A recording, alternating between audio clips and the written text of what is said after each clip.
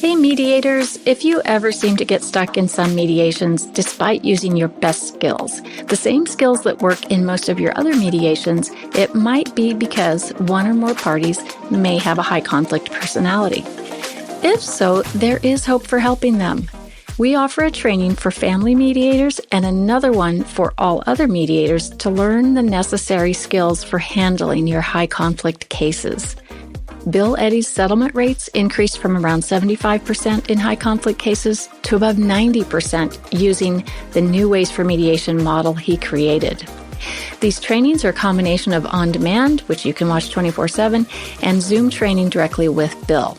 You'll find the link for this in the show notes below. Sign up at highconflictinstitute.com/upcoming-courses. Email us at info@highconflictinstitute.com or just send us a message through our socials.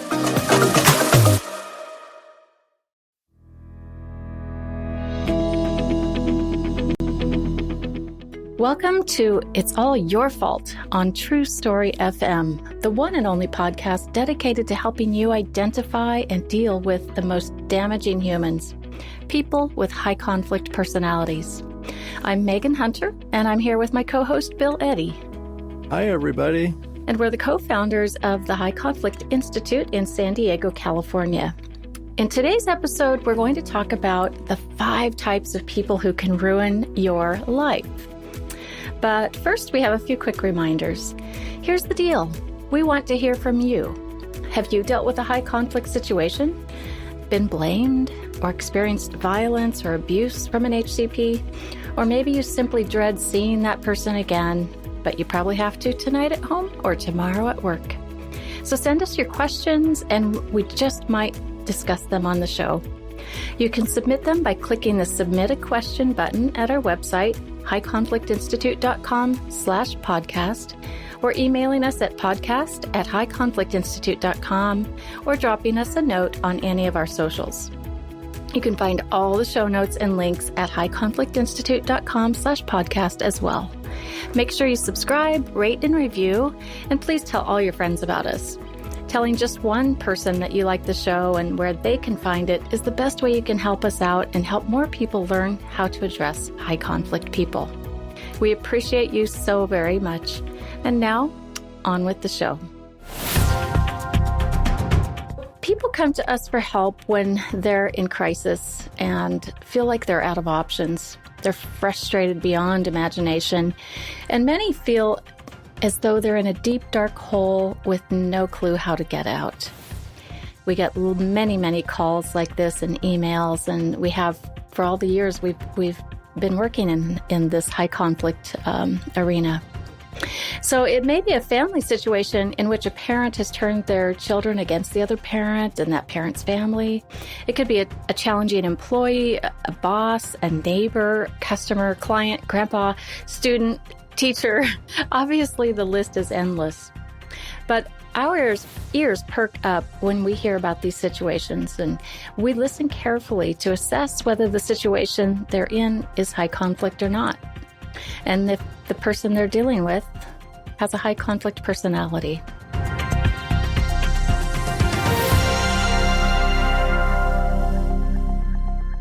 The question is, how do we assess this? We do this by checking for 4 important factors. So, Bill, I'm going to hand it over to you. What are those 4 key characteristics that make up a high conflict personality? Well, these 4 are really usually easy for anybody to see over time. The first is a preoccupation with blaming others. They don't take responsibility. It's all somebody else's fault, and it might be all your fault in their mind. And it's not like 50 or 60 or 80%. It's 100% your fault and 0% their fault. Then there's a lot of all or nothing thinking. It's my way or the highway, buddy. Then there's unmanaged emotions. Now, we don't always see it. It may be going on inside, but it really makes the person very reactive to things. But sometimes you do see it outside. You see the anger, the frustration, etc. And lastly, they have extreme behaviors. Now, there may be a pattern of extreme behavior or even one very extreme incident that grabs your attention. And these are things that 90% of people would never do. So look out for that. So these 4 characteristics, usually it dawns on people, oh, wow, I'm dealing with a high conflict person. What do I do? But do you think it really, until they hear the terminology high conflict person, do they, I guess in my experience, they know they're dealing with someone really difficult, but they can't quite put their finger on what that is. Do you have that same experience? Oh, very much so. And I think I should emphasize this isn't always obvious at first. And so it often catches people by surprise, especially because high conflict people often start out with a sugar-coated personality. So they can be very charming, friendly, they could seem wonderful, and then suddenly they start screaming at you, or they throw something, or they storm out of the room. So it can catch you by surprise. Yeah, I've heard some people describe it as being fanged, F-A-N-G-E-D, like everything was really nice and sugar-coated, like you said, and very charming and happy and nice, and maybe even too much so. But then there'll be that email that comes across where they just feel like they got fanged. So it can happen a lot. What I'd like to delve into a little bit deeper is to understand what all or nothing thinking is one of those 4 characteristics. I mean, blame is pretty easy to spot, but all or nothing thinking, what's that look like? Let's take a divorce example. So both parents are going to court, and each parent thinks they're a wonderful parent and the other person's one of the worst parents in the world. So they say, I want to have custody of our son, Johnny. He's 5 years old, and I'm the better parent, and the other parent should have supervised contact an hour a week in a therapist's office. And the other parent says, no, I'm the much better parent, and that's a terrible parent over there, and they should never have contact with the child ever again. They're the worst person in the world. And when you get a case like that and you end up in family court, it's all or nothing thinking. Now I'm describing both people having all or nothing thinking and solutions. Sometimes it is both, but sometimes it's just one, maybe half the time, according to surveys I've taken in seminars. So that's an example in a divorce. Now, in the workplace, you might have somebody say, I can't work with so-and-so. Unless you fire them, I'm going to quit. And yet, what's the issue? And it's hard to figure out what the issue is. Well, when the issue is not the issue, it's usually the personality's the issue. And that's the kind of extreme example you'll get. Of course, in the neighborhood, you might get that too. You may get somebody that says, you can't park in front of my house. Well, the law says everybody can park on the street anywhere they want to. Well, you can't park in front of my house. That's my house. And I've heard of disputes like that really escalated into violence. So these are the all or nothing examples that we see coming from high conflict people. I like what you said about the issue's not the issue, and that's a quote we say quite frequently. So expand on that a little bit, Bill. I remember reading in your very first book about a divorce case you had, or maybe not a case that you had, but your expectations when you became a divorce lawyer, that you thought the issues would be millions of dollars, or you'd be really, debating big issues within the law. But what was it really? Yeah, it really was the personalities. And I think of a couple cases I had where I was mediating, where I was helping people. They worked out a whole divorce, but they couldn't agree on what to do with the oak bookshelf. I want that. No, I should have that. And the oak bookshelf was probably like $300 or something. And then another case where they agreed on everything except the camcorder. Well, I should get that. No, I should get that. We spent an hour on that, and I pointed to the clock, and I said, you could have bought one in the time you just paid for to argue about this. I also think of, one of my worst cases, I represented a woman that was low income. Neither parent had much money, but they were willing to just go to court forever fighting about it. And that's when it was personalities, not the issue. Yep, the issue is not the issue. All right, so let's also talk about one of the other key characteristics, which is unmanaged emotions. And as we all know, emotions are a natural part of us. So what is it that's different with the high conflict personality in relation to unmanaged emotions? Well, it seems to be, a couple things, because we do all have emotions, and emotions are important to have. Even anger, fear, all of that really warns us. Fear tells us there's a problem. We've got to pay attention. And anger says, hey, wait a minute, buddy, I'm here too. You can't just walk all over me. But the unmanaged emotions, where it's just 0 to 100 in a split second, where you have someone, let's say you're discussing an issue in the office, and suddenly the person starts screaming at you and throws some papers in your face and storms out of the room. Well, that's way out of proportion. That's not managed emotions.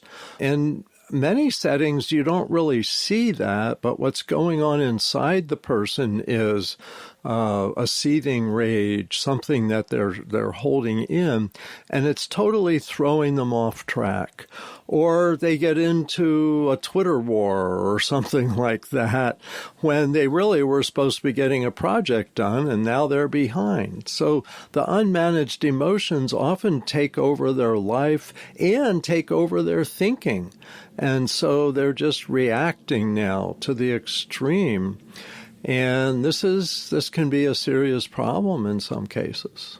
I think a lot of people are taken by surprise when they experience someone with these unmanaged emotions. And at first they may seem kind of minor, and it could be, anyone could have those kind of emotions. But then it becomes a pattern, and you start to see that this person is always reacting and out of proportion, like you said.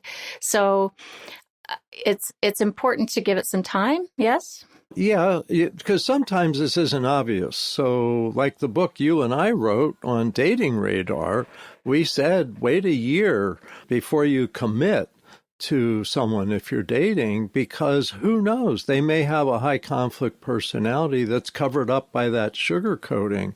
But usually within 6 to 12 months, it shows up. Could be domestic violence, could be unwillingness to work or contribute to the household, could be a lot of blaming, all of that. So you don't necessarily know that right away. But I believe if people are aware of these 4 characteristics, the blaming, all or nothing thinking, unmanaged emotions, extreme behavior, they're going to be more aware that they're getting into a situation like that at the early warning signs instead of after they're way in deep. Right. And one of the ways, I guess, to sort of see that identified is when you realize that these folks just don't stop themselves, right? Yes. And that's one of the big characteristics as well, is they can't stop themselves. And so the people around them end up stopping them or avoiding them. And that's why we end up with a lot of cases in court with people getting restraining orders. They're getting orders to restrain not only someone's like physical or violent behavior, but tearing down property, to restrain getting to bank accounts that they don't have rights to or limited rights to. So there's really, it's really amazing that they can't stop themselves, and that most people think they can. They go, oh, he'll never do that again. Well, he just does it again. Yeah, surprise. Yeah, I was just thinking of Lucy in Peanuts and Charlie Brown. Yeah. And every fall, he's going to go kick the football, and she's holding the football there for him. And every year, she pulls it out right at the last minute, and he falls on his back. Well, that's what it is. If you can have that picture and go, wait a minute, is this something the person's going to keep repeating forever? 5 years from now, 10 years from now? Are you going to keep them employed by you, or are you going to keep working for them, married, neighbors, all of that? That's the thing. Really, it's a hidden problem because people really have a fantasy, oh, they won't do it again. Oh, he'll change. Oh, she'll change. She won't do it again. Right. And that's what's so interesting about this field is that we've both had to tell so many people, stop being surprised by people with high conflict personalities, or as we mention or call them as HCPs. They're very predictable. And often when we ask, the audiences that we train, what's your experience with high conflict situations and high conflict people? And they'll often say, oh, they're just so unpredictable. But once you understand these 4 key characteristics and watch for them and, rid yourself of the fantasy that, they won't do that again, then they become very predictable. Absolutely. And it makes me think of a quick story. And this is in terms of the extreme behavior. So remember I said high conflict people do things 90% of people would never do. So a few years ago, there was a story in the news about someone eating at one of the fast food restaurants, and they had a chili bowl, and it had a human finger in it, fingertip. And that was in the news. As soon as I heard that, I said, that's happened before. That's not the restaurant. That's whoever put that finger in there. I'm going to stay tuned. And within a week, they found out that, yes, it wasn't just a stray finger. It had been put in there by this woman who then was suing the fast food chain. But they found out she had sued like 5 or 6 other companies with 5 or 6 other weird things, not fingers. Toes. And it turned out, I think it was her brother-in-law worked in a factory and accidentally had cut off the tip of his finger on a machine and had saved it. And it obviously was too late to stitch it back on. And so he's having dinner and she comes up with this idea. That's extreme behavior. That's a high conflict person. Yeah, most people would never, ever do that. And it's interesting that someone would actually have that thought in their mind. Like that's their solution for when you find a finger, right? Or have possession of a finger. Look for the pattern that's behind that high conflict incident. Right. So, if you're listening to this and you're wondering why we're talking about 4 key characteristics of the high conflict personality, well, here's why. It's these characteristics that are displayed primarily by 5 personality disorder types. Remember, this episode is titled 5 Types of People Who Can Ruin Your Life. So here's where we're going to get into that. And what are those 5 types? We have narcissistic, borderline, histrionic, paranoid, and antisocial or sociopath.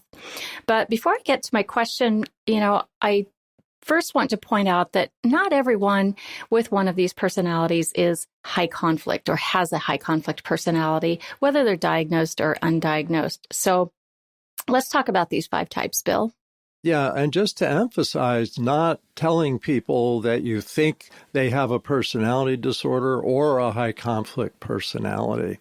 And many people who maybe have a hint of realizing they may have a personality disorder aren't high conflict people because they don't have this target of blame. So that's something really to watch out for.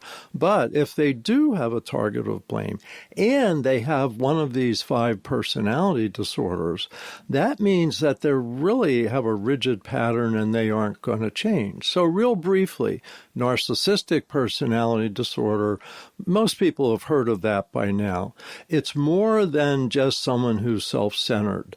It's someone who puts other people down in order to feel superior, who lacks empathy, may be publicly humiliating the person beside them. And this could be their spouse, this could be their coworker, a business partner, all of that. Borderline personality is really kind of on the border between friendly and angry. And so you get these wide mood swings. They could be really clinging and then suddenly outraged. We sometimes see that in domestic violence cases. But not everybody with a borderline personality disorder has domestic violence, and not everybody with that disorder is a high conflict person. They just kind of feel the world as a problem and why don't things work for them, but they don't blame anybody in particular. Then there's the histrionic personality, very dramatic. Oh, my goodness, you'll never understand what happened to me yesterday. And it can be very exaggerated and sometimes not even based in reality. When we train nurses, they often say this is the personality they run into the most. Paranoid personality, this is one where the person thinks you're out to get them or you're blocking their career. There's some research suggests that this is the personality most likely to sue their employer. They think there's conspiracies against them. All of this, again, if it's a disorder, means it's very unlikely it's going to change and that they don't have any self-awareness that may be just going on in their head. And antisocial, which in some ways is the hardest and the most dangerous, because this personality doesn't have a conscience. This personality, whether you call it antisocial or sociopath, is willing to lie, to con, to break the law, to get what they want. Half of them you'll see end up in the criminal law system, but the other half you don't. In fact, many of them you see in business because they want to take advantage of people and con them out of their money. So nowadays, people have to be on their toes a little bit more. All put together, these folks are in your life, whether you realize it or not. Bill, if there's a spectrum, or I guess the first question would be, is there a spectrum, a range of high conflictedness, right? Or is there high conflict severe, all the way down to high conflict light? Yes, this is very much on a continuum. And so there may be somebody in your life who may even be a friend who you feel like, well, this is kind of a difficult person. They're always suspicious or, they start saying things that make me uncomfortable, but they're kind of okay. And we share an interest in bowling or bird watching or something. And it's manageable. And so it goes from the range of manageable to extremely dangerous, where you have people with, these personalities sometimes killing people. Antisocials, criminal behavior, but some narcissists, some people with borderline, like domestic violence, where it goes to the point of actually killing their partner instead of letting their partner leave. If I can't have you, nobody can. So it's a wide range, but I want to point out we're talking about maybe 15% of people have a personality disorder, and maybe only 10% are high conflict personalities. So we're not talking about everybody, but the ones there are, that's a lot of people. We've got, the United States is, I think, 330 million people. So 10% is about 33 million people. That's why we think somebody like this. Right. And it doesn't seem to matter where you are, geographically, or, income levels or backgrounds, cultures. Really, you can run into high conflict people anywhere and everywhere. Yeah, let me mention, in every ethnic group, in every country, and in every occupation, although some have a little more and some have a little less, but they are everywhere on a small scale. Yeah, I recall being in Uganda, staying with a family there for 2 weeks and having a very uncomfortable time with the wife of the person we were staying with. And at one point, after about, I think we were there for 15 days, and it was a trying time, I have to say. But about 10 days in, we got up for breakfast, went downstairs. It was my daughter and me. And the wife was looking very relaxed and happy. And she very happily proclaimed that in the night she'd woken up, gone upstairs, woken up the young man who worked for them, like gathering chicken eggs and, cleaning around the house and things. And she'd been so angry at him, she woke him in the night and slapped him as hard as she could. And she was quite proud of that. And do you want to know what the reason was? Sure. A snake had eaten the chicken eggs. And she was blaming this young man for not protecting those chicken eggs from the snakes. Now, I don't know, if that was really true or not, or if there was anything he could do about it. But I thought that was an extreme behavior. Yes, that's one of those that 90% of people would never do. Right. Even there, I'll bet in Uganda, 90% of people would never do that. Right. It was it was shocking, and I think that's what most people experience with HCPs, is there's just something shocking that happens. And even though I had some background in, high conflict behaviors at that point, you can still be surprised by people. I'm less so now than in the past. That was probably about 12 years ago. But that shock just kind of gets you, and you just know it's wrong. And you think, regular people don't act this way. And it's interesting. It reminds me of a case where there was a boy I had in counseling, and his father pulled him out of bed in the middle of the night because he said, I was thinking about him and so upset about him that I figured if I'm awake, he has to be awake. So it's just so extreme. It is. Yeah. It is. So do we find that in the family courts and like you mentioned with the sociopath personality that, they're largely represented in the criminal courts and in our prison systems. So would you say that HCPs really take up a disproportionate amount of our court cases and let's say, HR complaints to HR and other places where we can make complaints like ombudsman's offices? Oh, yes, because what's interesting is there's kind of two sides with high conflict people. One is they can be abusive. They can be, physically violent, or they can steal things or spread rumors on the internet and do all of that. So they can have abusive behavior. But on the other hand, they also perceive themselves as victims. And so they complain about everybody else, that people are doing this to me, doing that to me. It might be a complete fantasy or just a serious exaggeration, or even a knowingly false allegation. And so we get the bad behavior, but we also get allegations that other people are acting badly towards them. And so any complaint system will have a lot of high conflict people attracted to it because they really feel like victims even when they're the perpetrator. Right. So thinking more about these 5 types that you mentioned, the personality types, is there one that's more difficult than the others? I think of antisocial as the most difficult because they're the most willing to lie. They're the most willing to con. They lack a conscience, and they're really invested in looking good and making you think that they're wonderful.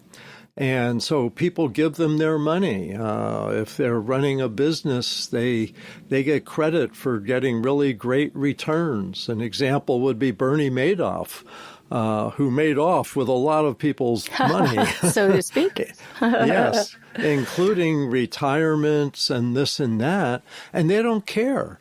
They don't care. And that's what's so hard. So I think in many ways that may be the worst, but the other personalities can ruin people's lives in their own way, in extreme ways as well.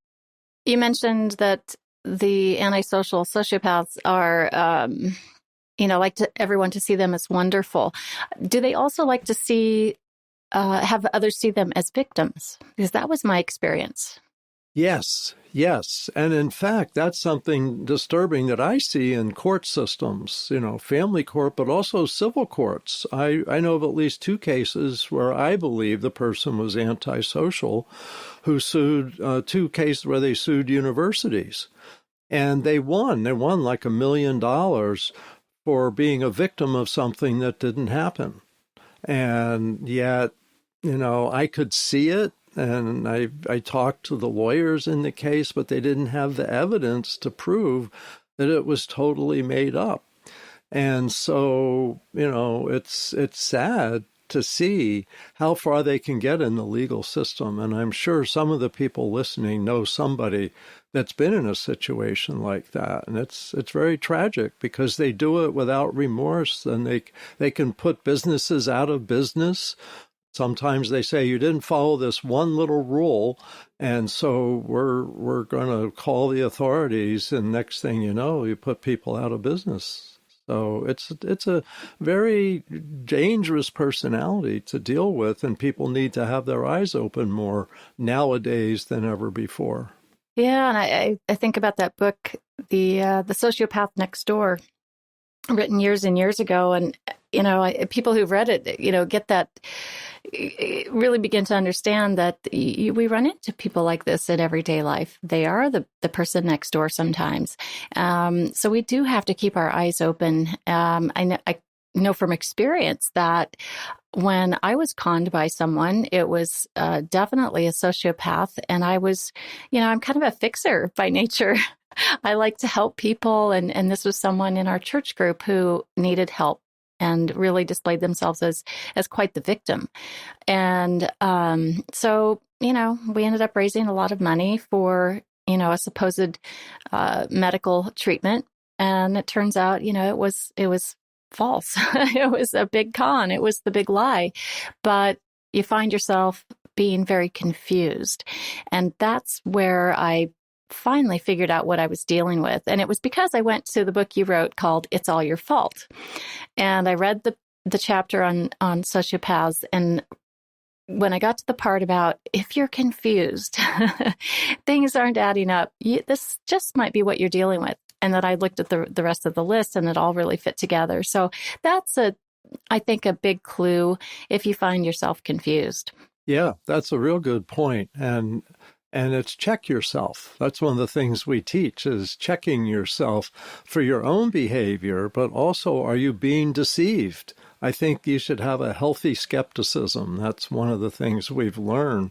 I like to say I don't trust anybody more than 95%, even myself, because who knows when my brain's playing tricks on me.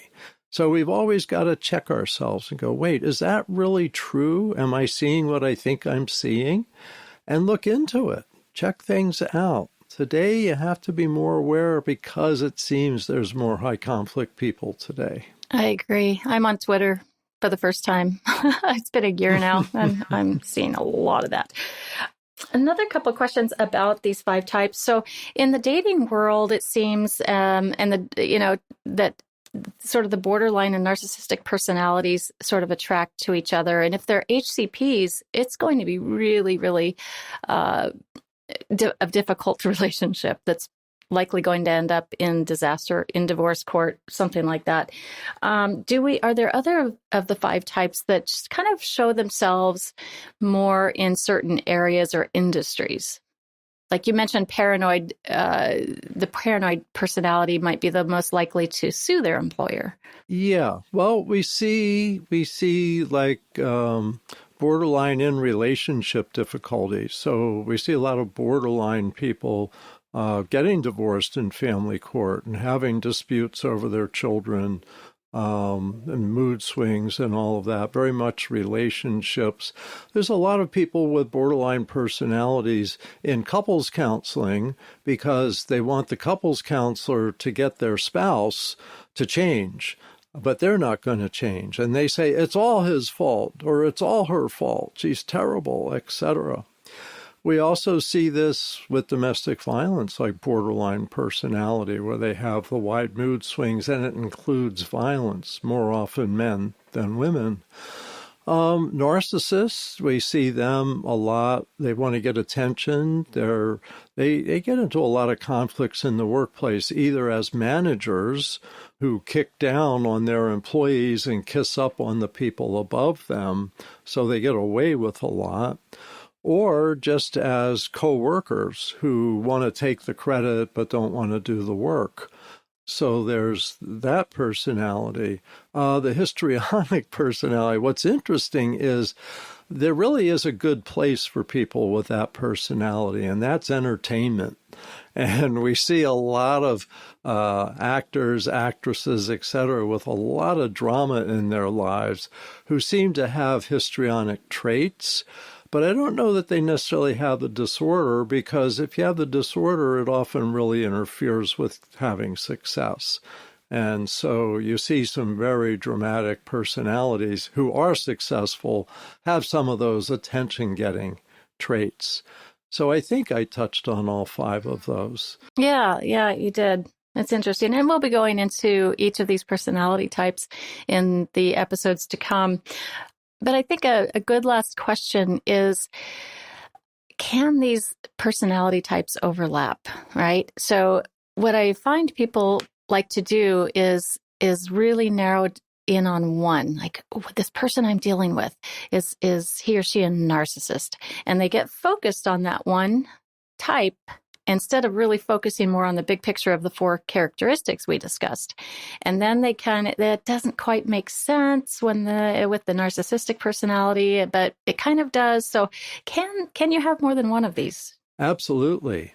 And while I haven't seen research on it in general, I have seen research that people, for example, with borderline personality disorder, maybe close to 40% of them also have narcissistic personality disorder. So you may be dealing with somebody with the mood swings of borderline personality and the self-centeredness and the arrogance of the narcissistic personality. So the tips and tools for dealing with them, which we'll get to in future podcasts, you really have to use both sets of tips and tools because both parts of these are part of who they really are. How about all 5? You know, it's interesting. I've seen people with what I would say were all 4. I don't think I've seen somebody with all 5, but it's possible. And like I said, I've seen people with all 4. So, antisocial, willing to lie, borderline, wide mood swings, narcissistic, arrogant, and self-absorbed, and histrionic, very dramatic. And this is called cluster B in the diagnostic manual for mental health professionals, is these 4 personalities. And I must say, I've seen some people in family court that I think have displayed all 4 of these. Some of my worst cases, I would say my worst case ever included 4 of these, and my second and third worst cases included at least 3. So it's not unusual, but it's also usually bad. Yeah. The more you get, the more trouble you're going to see. Not the person you want to bring home to mom and dad, is it? Not at all. Now, and I said that was the last question, but I've thought of another one, and that is one of the most frequently asked questions we've had over all these years is about bipolar, right? So my significant other is very erratic behaving and seems overly emotional and does things that seem extreme. So they must be bipolar. And I think it's because, bipolar was popular, I guess, or became just, there was a lot of information about it, 15 years ago or so. So it became sort of the one thing that people glommed onto when things seemed out of the ordinary. And now people are getting a little bit more information about personality disorders. And so I guess the question is, maybe you can help us understand the distinction between the two and whether you can have both at the same time. And by both, you're probably looking at bipolar disorder and borderline personality disorder because they're both mood extremes. So bipolar disorder isn't a personality disorder, but it's another mental disorder in the diagnostic manual for mental health professionals. And it basically is someone who has highs, like an intense high, a manic episode, say for a couple weeks, and then very low, a depression, say for a couple months. Well, it's a period of time kind of thing. It's also something that's more treatable than personality disorders because there isn't medication that really changes personality disorders, although it may help them with their moods. But bipolar disorder, there are medications for which much of the time really help the person manage better. But compare that to borderline personality disorder, has mood swings within minutes. So you could be having a pleasant conversation and then suddenly the person stands up and they're screaming in your face and maybe even they're hitting you or something. And then the next day they're like just normal. And in the workplace, sometimes people say, well, what was going on for you yesterday? And I always say, don't ask that. If they're calm today, make the most of things being calm, because if you open up that door, now you're back to yesterday in full rage. It's also a question of what to do with someone like that as a coworker or employee, because a lot of companies let that go too long before they deal with it, and they should. But that's the difference, basically. Borderline minute to minute, bipolar weeks to months. Yeah, and that minute to minute is really mostly relationship focused. It's when the borderline personality, or really any of them, are, it's in these interactions and in the relationships where this comes out. Whereas with bipolar and maybe other disorders that are not in the personality disorder area, they are not so relationship focused or initiated, I guess. Would that be a fair statement? I think that's true. Okay. So we'll get into all those in the coming weeks into much more depth, and hopefully people have questions about each of these too. Right. So, yeah, humans are just downright fascinating, aren't they? And I just want to say, that if certain people in your life, if you're listening to this, that if certain people have come into mind while listening to us, that's pretty normal. But you just have to promise us that you won't go tell them or anyone else that you figured them out. Because HCPs don't have insight into their personality or behavior. It's just their operating system. So they will be shocked that you think they're high conflict. So instead, keep it in your head and just learn what to do, which is what we'll be talking about, as Bill said, in a lot of upcoming episodes. We'll help you understand why they're this way, what to watch for, and how to handle it. And then once you adapt your strategy with them, your life really does become easier.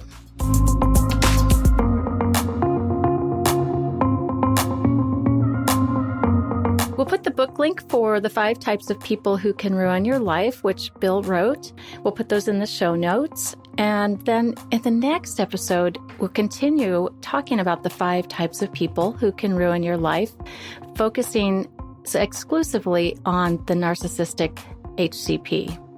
So that will be pretty interesting. Until then, best wishes in all your conflict situations. It's All Your Fault is a production of True Story FM.